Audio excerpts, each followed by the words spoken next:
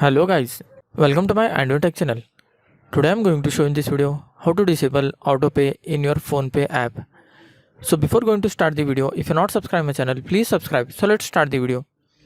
Guys, if you want to disable or cancel autopay in your Phonepe, then I will show you how to fix this issue. First of all, you just need to open your Phonepe app. In this, you just need to tap on your profile icon in top left side corner. Just tap on your profile icon. After that, scroll down a little bit.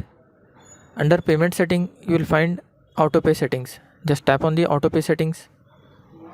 Here you can see all your autopay subscribers. Here you will find all your autopay subscriptions. You can see last Phonepe Private Limited. Just tap on that. You can see status. I have paused the autopay.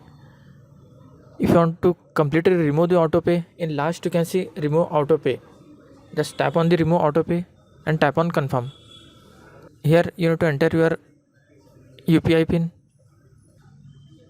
After entering the UPI pin, just tap on OK.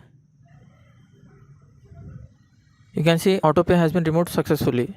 That's it guys. So in this way you can remove or disable autopay in your Phonepe. Thanks for watching. Hope if you like this video, please like, share and don't forget to subscribe.